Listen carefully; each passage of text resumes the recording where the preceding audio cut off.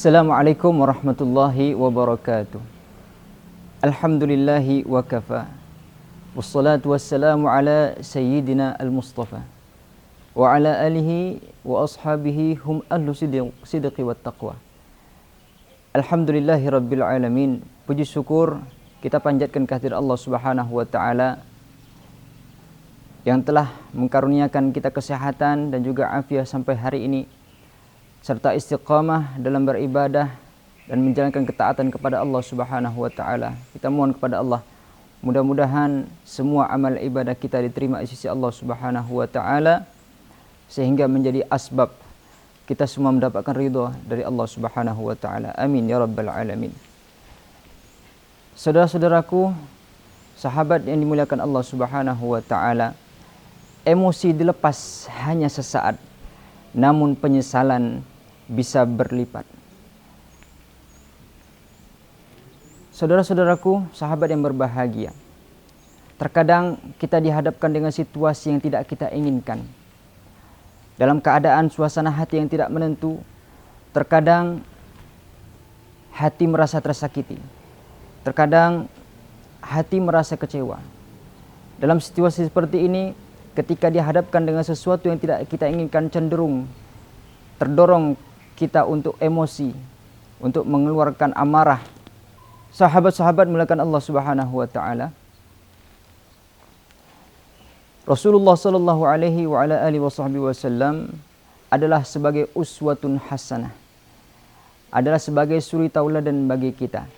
Beliau mencontohkan bagaimana menyikapi keadaan hati yang dalam keadaan kecewa, dalam keadaan tersakiti, untuk tidak meluapkan amarah secara langsung.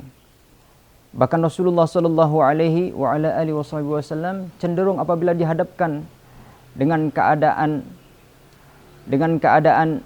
yang tidak menentu, beliau cenderung lebih melihat keadaan dan juga memahami situasi. Sebagaimana banyak diceritakan dalam hadis, di antaranya suatu saat ketika baginda Nabi Muhammad sallallahu alaihi wa ala alihi wasallam beliau berada di masjid bersama-sama dengan para sahabat. Ketika itu tiba-tiba ada seorang badui yang masuk ke dalam masjid, langsung mengambil tempat di sebelah pojok masjid. Kemudian yang dilakukan oleh badui ini ternyata dia buang air kecil di dalam masjid. Sudah barang tentu kita sebagai orang awam apabila melihat seperti ini merupakan kejadian yang sangat aneh. Bahkan mungkin cenderung kita melihat ini adalah suatu keburukan yang luar biasa. Pada waktu itu tidak sedikit para sahabat yang ingin langsung beranjak berdiri mendatangi orang badui tersebut. Bahkan ada di antara mereka yang ingin langsung memarahi orang badui tersebut. Rasulullah sallallahu alaihi wa ala alihi wasallam memahami situasi dan kondisi seperti ini. Rasulullah tidak langsung menegur. Rasulullah tidak langsung marah. Tapi apa yang dikatakan Rasulullah sallallahu alaihi wasallam, biarkan dulu. Jangan ganggu dia. Biarkan dia selesai buang hajatnya di situ. Kemudian setelah orang Badui ini membuang hajatnya di situ, Rasulullah SAW memerintahkan sahabat, ayo panggil dia. Ternyata setelah dipanggil barulah Rasulullah SAW menasihati dia. Dalam kisah ini kita bisa mengambil pelajaran. Yang pertama, kenapa Rasulullah SAW tidak langsung memarahi, tidak langsung menegur orang Badui yang melakukan hal yang kurang pantas tadi ini. Ternyata apa pelajarannya?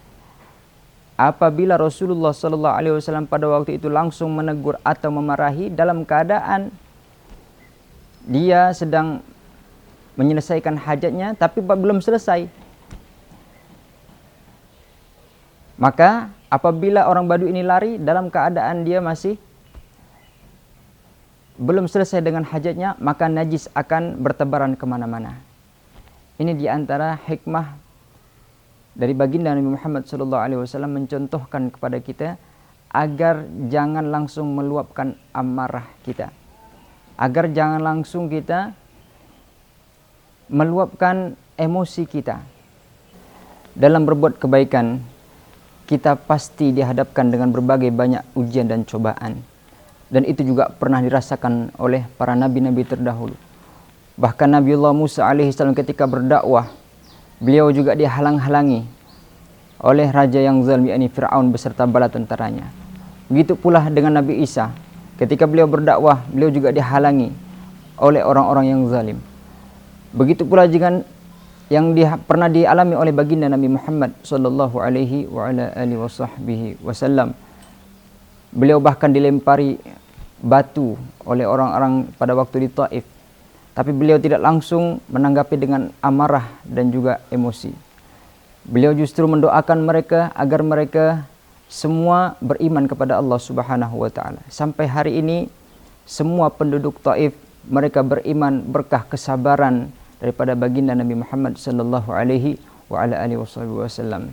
Dan beliau tidak langsung memarahi atau mendoakan yang jelek terhadap umatnya.